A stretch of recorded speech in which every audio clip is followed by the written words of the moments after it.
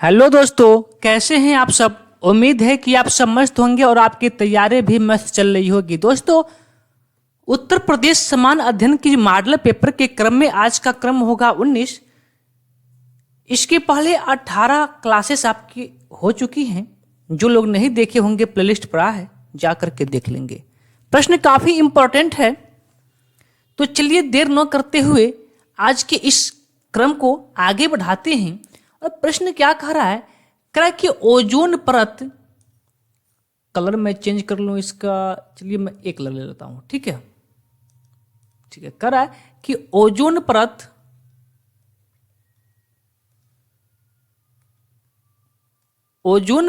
वायुमंडल की निम्नलिखित में से किस परत में पाई जाती है।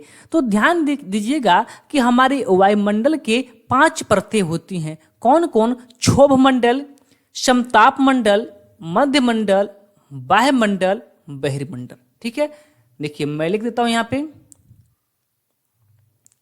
जो पहला मंडल होता है वो आपका होता है क्षोभ मंडल।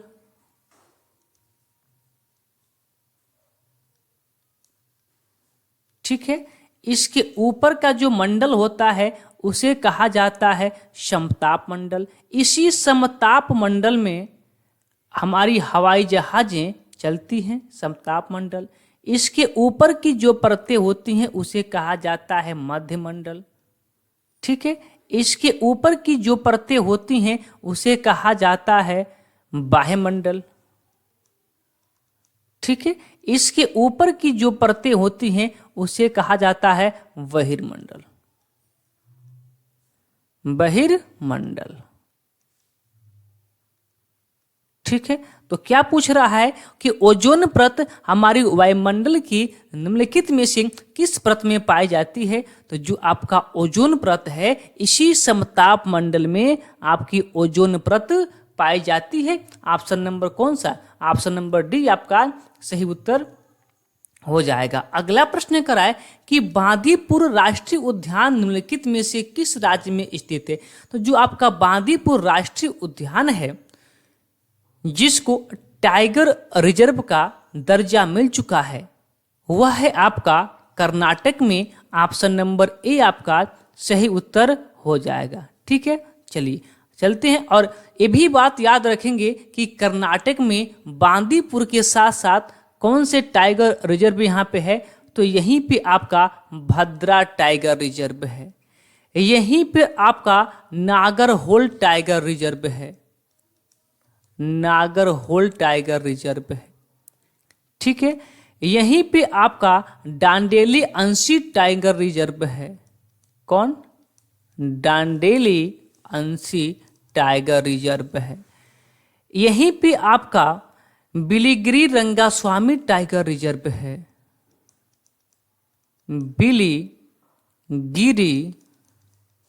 बिलीगिरी रंगा स्वामी। ठीक है, इतने टाइगर रिजर्व कर्नाटक में आपके और हैं, ये भी बात याद रखेंगे। अगला प्रश्न कह रहा है कि भारत के पश्चिमी चक्रवाती विक्षोभ का प्रवेश पश्चिम प्रवाह द्वारा किस क्षेत्र में होता है। तो भारत के जो पश्चिमी चक्रवाती विक्षोभ है वो आपका प्रवाह होता है किसके माध्यम से? कि भूमध्य सागरीय क्षेत्र से।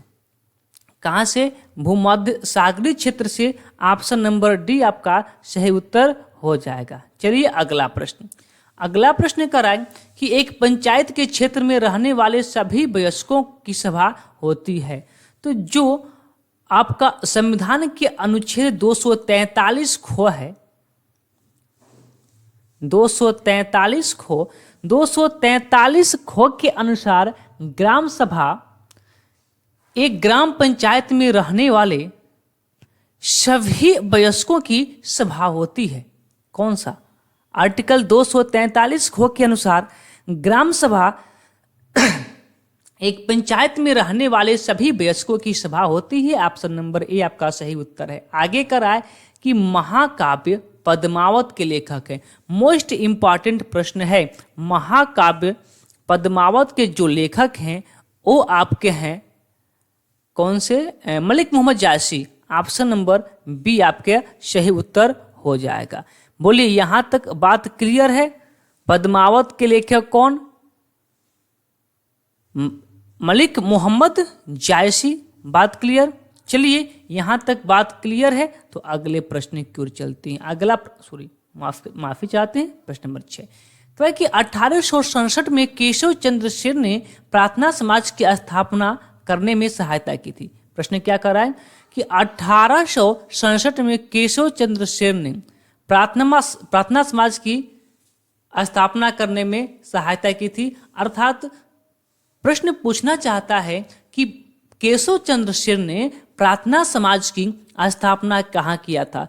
तो केशव चंद्र सेन ने 1867 ईस्वी में प्रार्थना समाज की जो स्थापना किए थे वह किए थे बॉम्बे में। कहाँ पे? बॉम्बे में। और केशव चंद्र सेन ने किसकी सहायता से? केशव चंद्र सेन की सहायता दिए थे कौन? जिनका नाम है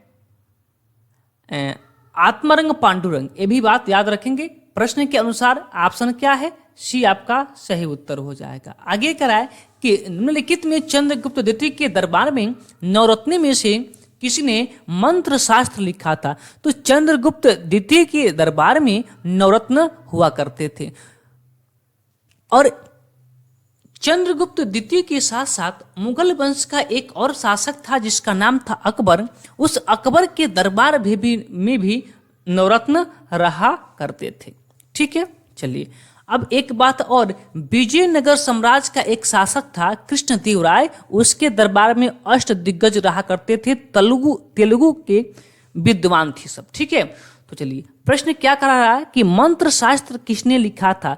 तो जो मंत्र शास्त्र लिखा था वो बेताल भट्ट ने लिखा था। ऑप्शन नंबर डी आपका सही उत्तर हो जाएगा। ठीक है, चलिए अगला प्रश्न देखते हैं। अगला प्रश्न नंबर 8 आपसे कर रहा है कि मुगल साम्राज्य के सेनापति जय सिंह प्रथम और शिवाजी के बीच पुरंदर की संधि हुई थी। ध्यान देंगे, पुरंदर की संधि किसके किसके बीच होता है? तो राजा जय सिंह और छत्रपति शिवाजी के मध्य कहाँ पे होता है? 11 जून 1665 को। ठीक है, 65 को। और अगले ही वर्ष 1666 में शिवाजी औरंगजेब से मिलने जाते हैं और वहां औरंगजेब क्या करता है? शिवाजी को जयपुरी महल में कैद कर लेता है, लेकिन शिवाजी वहां से भेष बदल के भाग जाते हैं और पुनः क्या करते हैं? सूरत पे आक्रमण कर देते हैं दूसरी बार, जिससे परेशान होकर औरंगजेब क्या करता है कि पुनः जजिया कर लगा देता है। चलिए आगे देखते हैं। प्रश्न नंबर 9 करा कि निम्नलिखित में से किस अनुच्छेद में शोषण के विरुद्ध अधिकार दिया गया है? तो जो शोषण के विरुद्ध अधिकार है, अधिकार किसमें है आपका? 23 से 24 में। आर्टिकल 23 में क्या कहता है कि बलात् श्रम नहीं होगा। ठीक है, बलात् श्रम मतलब क्या होता है? बेरोजगार, बेकारी, यानी कि बिना पैसे का काम करवाना। अगला प्रश्न देखिए, कह कि फूलों के अभ्यंतर भाग को कहा जाता है, यानी कि फूलों की जो आंतरिक भाग होता है उसे क्या कहा जाता है? तो फूलों के अभ्यंतर भाग को कहा जाता है स्त्री केसर। ऑप्शन नंबर डी आपका बिल्कुल सही उत्तर हो जाएगा। चलिए अगले प्रश्न की ओर। अगला प्रश्न कर रहा है कि आल्हा रक्सका ने 12 साल की उम्र में महान गुरु उस्ताद मियां कादिर बख्श की शागिर्दगी में एक संगीत वाद्ययंत्र सीखने के लिए घर छोड़ दिया। यह एक प्रसिद्ध वादक बने थे। जब इसने अल्लाह रस्का ने 12 वर्ष की उम्र में घर छोड़ दिया था तो इस सबसे जो वाद्ययंत्र बजाने में सीखने में माहिर हुए थे वह था इनका तबला। ऑप्शन नंबर बी आपका बिल्कुल सही उत्तर हो जाएगा। अगला प्रश्न देखिएगा, कर कि 2011 की जनगणना के अनुसार भारत के निम्नलिखित केंद्र शासित प्रदेशों में से किसमें प्रति वर्ग किलोमीटर जनसंख्या घनत्व सबसे कम पाई गई है? सबसे कम जनसंख्या घनत्व केंद्र शासित प्रदेशों में। ठीक है, तो 2011 के जनगणना के अनुसार अंडमान निकोबार द्वीप समूह की जनसंख्या घनत्व सबसे कम पाई गई। बात क्लियर? कितना पाया गया था? तो 46 व्यक्ति प्रति वर्ग किलोमीटर पाया गया था। वही सबसे अधिक जनसंख्या घनत्व की बात किया जाए केंद्र शासित प्रदेश में तो वह था दिल्ली। सबसे अधिक जनसंख्या घनत्व कहाँ पाया गया था? दिल्ली में पाया गया था। ठीक है, और कितना था ये आप हमें बताएंगे कितना था। लेकिन वही मैं राज्य की बात करूं तो सबसे कम जनसंख्या घनत्व कहाँ का था? अरुणाचल प्रदेश का था। कहाँ का था? अरुणाचल प्रदेश का था। ठीक है, कितना था? तो मात्र 17 व्यक्ति प्रति वर्ग किलोमीटर। वहीं में राज्यों में सबसे अधिक जनसंख्या घनत्व की बात करूं तो वो था बिहार। कौन था? बिहार। अगला प्रश्न कह रहा है कि भारतीय उपमहाद्वीप का प्रथम उद्यान मकबरा कौन सा है?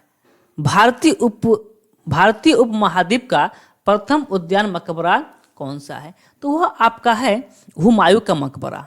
हुमायूं का मकबरा। हुमायूं का मकबरा कहाँ पे है? क्या आप बता सकते हैं? तो हुमायूं का मकबरा कहाँ पे है? दिल्ली में है। कहाँ पे है? दिल्ली में। और हुमायूं की मृत्यु कैसे होती है? तो हुमायूं ने एक पुस्तकालय बनाया था जिसका नाम था दीन पनाह। उसी दीन पनाह की सीढ़ियों से फिसलकर गिरने से हुमायूं की मृत्यु हो जाती है। ठीक है, चलिए कितना में? 1556 में शायद इसकी मृत्यु होती है। एक बार देख लेंगे आप लोग। ठीक है, अगला प्रश्न कहे कि हिमालय की अधिकांश नदियां किस प्रकार की होती हैं? तो जो हिमालय की अधिकांश नदियां होती हैं वह 12 मासी होती हैं, यानी कि उसमें 12 महीने का जल उसमें भरा होता है। ठीक है, तो क्या होती हैं? 12 मासी नदियां होती हैं। और हिमालय तंत्र की कितनी नदियां होती हैं? कौन कौन सी नदियां हिमालय तंत्र की हैं? तो हिमालय तंत्र की 3 नदियां हैं। ध्यान से देखेंगे कौन कौन सी 3 नदियां हैं। एक आपका है सिंधु, एक है आपका सिंधु, एक है आपका गंगा और एक है आपका ब्रह्मपुत्र। ठीक है, यही हिमालय तंत्र की 3 नदियां हैं। अगला प्रश्न करा कि ताप मापने के लिए किस युक्ति का प्रयोग किया जाता है? तो ये प्रश्न तो आपके लिए बेहद आसान सा प्रश्न हो जाएगा। इसका आंसर कौन नहीं जानता है? बुखार सबको होती है, सबको पता है कि ताप मापने के लिए हम किसका प्रयोग करते हैं? तो थर्मामीटर का प्रयोग करते हैं। प्रश्न नंबर अगला कि कौन सी पुस्तक मिल्खा सिंह की आत्म कथा है? ये भी तो प्रश्न शायद कल के एग्जाम में आया था, पर उल्टा करके यहां फिर से हमने रख लिया है। क्या था कि मिल्खा सिंह की आत्मकथा कौन सा है? The race of my life.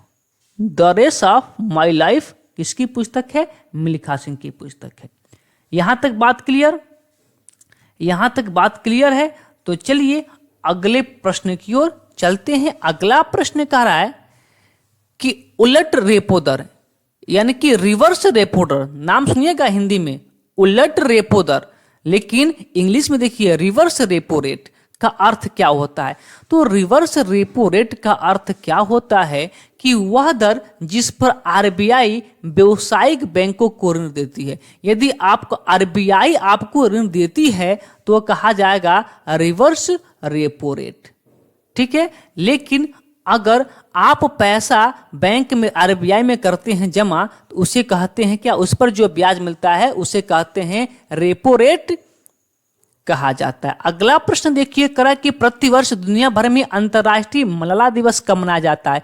तो ये तो प्रश्न काफी इंपॉर्टेंट है और सबको पता भी हो चुका होगा कि मलाला यूसुफजई के जो बेहतरीन कार्य थे उनको ध्यान में रखते हुए इनके जन्म दिवस 12 जुलाई को दुनिया भर में अंतर्राष्ट्रीय मलाला दिवस के रूप में मनाया जाता है। ऑप्शन नंबर बी आपका बिल्कुल सही उत्तर हो जाएगा। अगला प्रश्न क्या कर रहा है कि हाल ही में कौन युवा वर्ल्ड तीरंदाजी की रिकर्व वर्ग में स्वर्ण पदक जीतने वाले पहले खिलाड़ी बन गए हैं? तो हाल ही में युवा वर्ग तीरंदाजी के रिकर्व वर्ग में तो यह बने थे कौन? कौन से बने थे? पार्थ सालुंखे। हाँ, Parth Salunkhe. Option number C आपका क्या हो जाएगा? बिल्कुल उत्तर हो जाएगा। लेकिन एक बात और, पार्थ सालुंखे तो बने थे पर किसको हरा के बने थे? किसको हरा के? तो कोरिया का एक व्यक्ति था, नाम मुझे इस टाइम याद नहीं आ रहा है, पर कोरिया का वो व्यक्ति था, तीरंदाज था। कोरिया का तीरंदाज तो मुझे पता है, कोरिया का था, पर मुझे नाम नहीं याद आ रहा है। आप लोग एक बार नाम को सर्च कर लेंगे और मुझे कमेंट करके बता देंगे, मुझे याद नहीं आ रहा है। ठीक है, अगला प्रश्न कह रहा है कि इंटरनेट पर दिखाई जाने वाले इलेक्ट्रॉनिक पेजों को किस नाम से जाना जाता है? तो जो इंटरनेट पर दिखाए जाने वाले इलेक्ट्रॉनिक पेजों के जो नाम है उनको कहा जाता है वेब पेज। क्या कहा जाता है? Web page. Option number D आपका सही उत्तर हो जाएगा। आगे करें कि एमएस वर्ड 2007 में सेल के वर्टिकल अलाइनमेंट को समायोजित करने के लिए टेबल प्रॉपर्टीज विंडो में किस टैब का प्रयोग किया जाता है? तो विंडो का नाम क्या था? विंडो का नाम सेल। ऑप्शन नंबर बी आपका क्या हो जाएगा? सही उत्तर हो जाएगा। आगे देखिए, सूची दिया है और मिला दिया है। ठीक है, मिलाते हैं, ध्यान देंगे। और ये तो प्रश्न जो हमारा यूपी जीके का क्लास चलता है, यदि यूपी जीके का क्लास यदि आप लोग देखते होंगे ना, तो ये तो प्रश्न आप वैसे मार देंगे, बिना कुछ कहे मार देंगे। ठीक है, क्योंकि यूपी जीके का ऐसा क्लास है जिसमें पीसीएस लेवल तक के प्रश्न हैं। ठीक है, देखिए मिलाते हैं। माघ मेला कहाँ लगता है? प्रयागराज में, सबको पता है माघ मेला प्रयागराज में। ठीक है, देखिए देवा शरीफ कहाँ लगता है? बाराबंकी में, ये भी बात सबको पता है। आगे पशु मेला। अब देखिए, अगर यहां से नहीं क्लियर हुआ कोई दिक्कत नहीं। पशु मेला कहाँ लगता है? बटेश्वर में। और झूला कहाँ लगता है? कृष्ण भगवान की नगरी वृंदावन में क्या लगता है? झूला मेला लगता है। कौन सही होगा? तो चार के बाद से 3 और 3 के बाद से कौन? 2 के बाद से 1। 4 3 2 1 4 3 2 1 किस ऑप्शन में है? 4 3 2 1 ऑप्शन नंबर ए ही में ही है। ऑप्शन नंबर ए में है, तो इसीलिए ऑप्शन नंबर ए आपका क्या हो जाएगा? सही उत्तर हो जाएगा। बात क्लियर? तो अगला प्रश्न करा है कि उत्तर प्रदेश में प्रथम बायोटेक पार्क कहाँ स्थापित किया गया?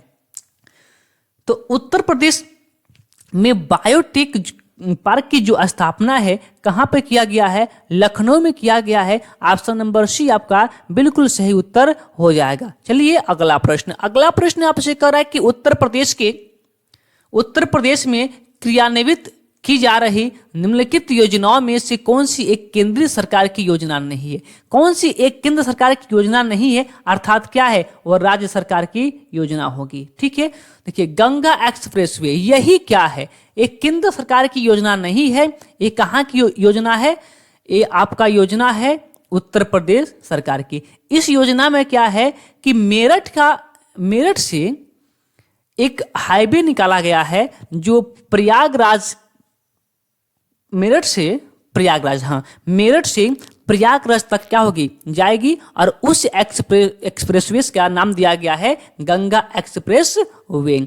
और एक मेरठ के किस गांव से निकलेगी? चलिए मैं बता ही देता हूं। ये मेरठ की आपका एक गांव है जिसका नाम है बिजौली।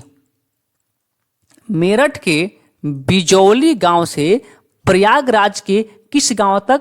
तो प्रयागराज का एक गांव पड़ता है जूडापुर। ठीक है, यहां तक बनाया जाएगा। तो ऑप्शन नंबर ए आपका क्या है? सही उत्तर हो जाएगा। आगे कह रहा है कि निम्नलिखित विश्वविद्यालयों में सबसे प्राचीन विश्वविद्यालय कौन सा है? तो सबसे प्राचीन विद्यालय इसमें कौन सा है? इलाहाबाद विश्वविद्यालय। इलाहाबाद विश्वविद्यालय क्या है? सबसे प्राचीन विद्यालय है। इलाहाबाद विश्वविद्यालय की स्थापना कब होती है? तो इलाहाबाद विश्वविद्यालय की स्थापना होती है 1887 में। इलाहाबाद विश्वविद्यालय की स्थापना होती है 1987 में। लेकिन यूं ही बीएचयू बनारस हिंदू विश्वविद्यालय की स्थापना होती है 1916 में। कितना में? 1916 में मदन मोहन मालवीय जी क्या करते हैं? इसकी स्थापना करते हैं। ठीक है, चलिए आगे चलें। चलिए एक बात और बता दीजिएगा कि चौधरी चरण सिंह विश्वविद्यालय कहां पे है? ठीक है, ये आपका प्रश्न है, आप इसका उत्तर हमें बताएंगे। अगला प्रश्न करा है कि उत्तर प्रदेश में लाल मिट्टी मुख्यतः पाई जाती है, यानी कि उत्तर प्रदेश के किस क्षेत्र में सबसे अधिक लाल मिट्टी पाई जाती है? तो लाल मिट्टी के लिए जो आपका खासकर बुंदेलखंड का क्षेत्र है, जो खासकर आपका बुंदेलखंड का क्षेत्र है, झांसी, मिर्जापुर, प्रयागराज, सोनभद्र, चंदौली, इन सभी क्षेत्रों में आपका क्या पाया जाता है, लाल मिट्टी पाई जाती है। तो कौन सा, मिर्जापुर झांसी दिया है, तो मिर्जापुर झांसी आपका सही उत्तर हो जाएगा।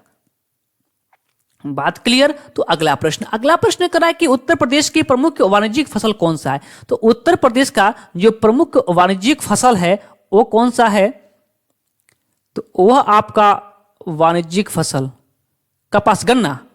ऑप्शन नंबर डी क्या हो जाएगा, आपका बिल्कुल सही उत्तर हो जाएगा। गन्ना क्या है, उत्तर प्रदेश का वाणिज्यिक फसल हो जाएगा। ऑप्शन नंबर डी आपका बिल्कुल सही उत्तर हो जाएगा। चलिए अगले प्रश्न की ओर चलते हैं। अगला प्रश्न कर रहा है कि विशेष आर्थिक क्षेत्र सेज की अवधारणा निम्नलिखित में से पहली बार किसके द्वारा पेश किया गया था। जो सेज की अवधारणा है, यहां थोड़ा सा ऑप्शन ऊपर नीचे हो गया है, ठीक है, कोई बात नहीं, मैनेज इतना कर सकते हैं, ठीक है।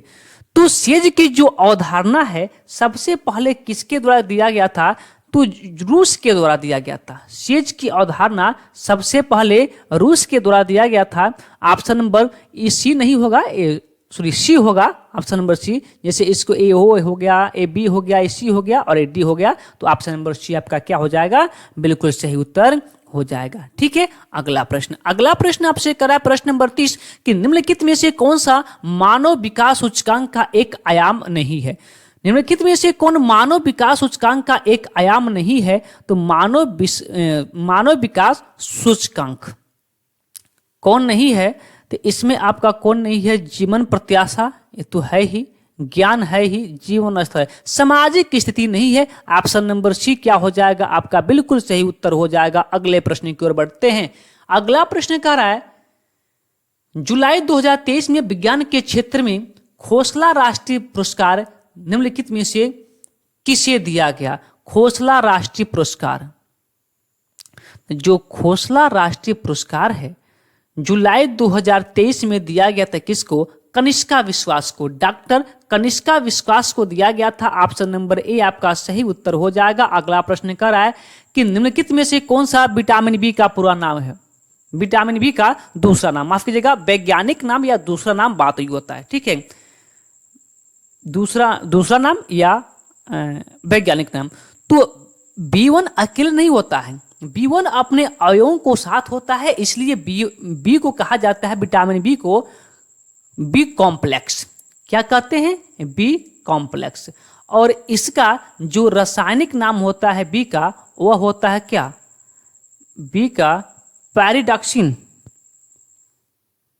माफ कीजिएगा, टाइपिंग हमसे थोड़ा सा मिस्टेक हो गया है, क्योंकि जब बी पूछेगा तो थायमिन हो जाएगा।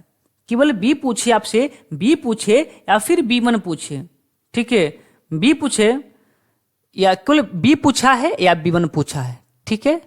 पैराक्सिन किसका होता है, पैरेक्सिन आपका होता है B6 का, ठीक है। और नियासिन किसका होता है, तो जो आपका नियासिन होता है वो आपका B3 का होता है। किसका होता है, B3 का, ठीक है, B3 का। और राइबोफ्लेविन किसका होता है, B2 का होता है। किसका, B2 का। थायमिन किसका होता है, बी या B1 का। तो केवल विटामिन बी पूछा था, तो आपका ऑप्शन नंबर ए क्या हो जाएगा, सही हो जाएगा। अगला प्रश्न कर रहा है केंद्रीय पुलिस प्रशिक्षण अकादमी कहां पे है, ठीक है, केंद्रीय पुलिस प्रशिक्षण अकादमी।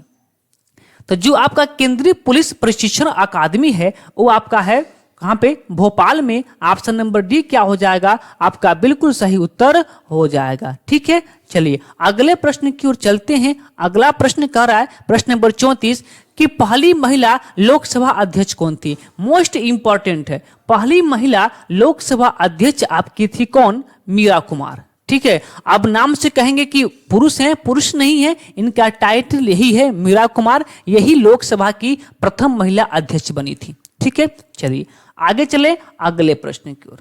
और एक बात और, 21 लोकसभा अभी पिछला लोकसभा अध्यक्ष के पिछले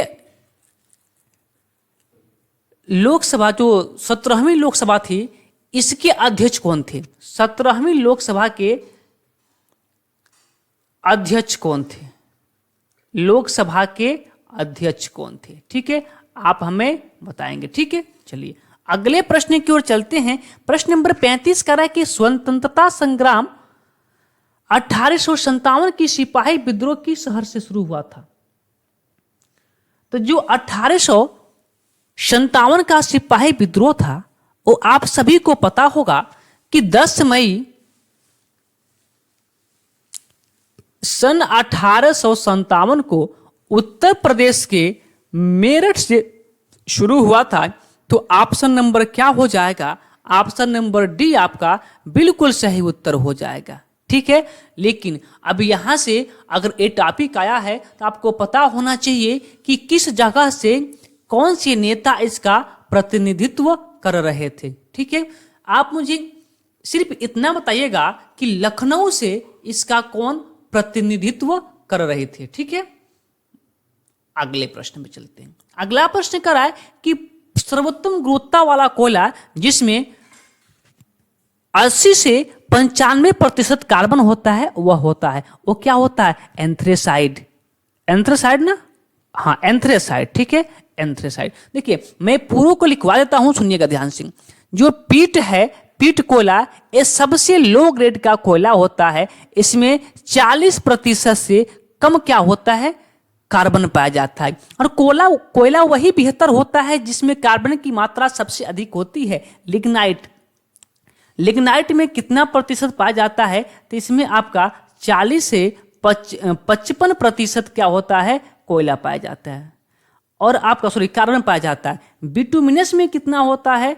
तो बिटुमिनस में 60 से 80% क्या होता है? कोयला पाया जाता है। एंथ्रेसाइड में कितना होता है? तो एंथ्रेसाइड में आपका कितना, इसमें आपका कम से कम आपका 80 से 95% तक कोयला कार्बन पाया जाता है। तो जिसमें कार्बन अधिक वो कोयला बेहतर। तो कौन सा कोयला बेहतर? एंथ्रेसाइड कोयला बेहतर। अगला प्रश्न देखिएगा, कह रहा है यहाँ पे डॉट डॉट है, यहाँ पे डॉट डॉट है, को छोड़कर निम्नलिखित सभी संघनन बहुलक हैं। किसको छोड़कर? तो वो है कितना? पॉलीप्रोपाइलिन। पॉलीप्रोपाइलिन को छोड़ के सभी क्या है? संघनन बहुलक हैं। तो आपका ऑप्शन नंबर डी क्या हो जाएगा? सही उत्तर हो जाएगा। आइए आज के लास्ट प्रश्न की ओर। कह रहा है कि मुसम्मन बुर्ज एक अष्टकोणीय टावर किस राज्य में स्थित है? तो जो आपका मुसम्मन बुर्ज है वो आपका अष्टकोणीय टावर उत्तर प्रदेश में स्थित है। ऑप्शन नंबर ए आपका बिल्कुल सही उत्तर हो जाएगा। तो देखिए, और एक बात और, इसका निर्माण किसने करवाया था? ये भी बहुत इंपॉर्टेंट प्रश्न है। मुसम्मन बुर्ज का जो निर्माण करवाया था वो करवाया था शाहजहां ने। किसने करवाया था? शाहजहां ने। कहाँ पे करवाया था? तो आगरा का जो किला बनवाया था, आगरा के किले में इसका निर्माण करवाया था। तो चलिए आज की जो 38 प्रश्न थे उन सभी प्रश्नों को हम लोग अच्छे से कवर किए। तो फिर मिलते हैं अगले दिन। यूपी पुलिस के संपूर्ण मैथ 10 दिन 10 चैप्टर एकदम बेहतर तरीके से संपूर्ण रिवीजन के साथ मिलते हैं कल सुबह 8 बजे की क्लास में। तब तक के लिए धन्यवाद।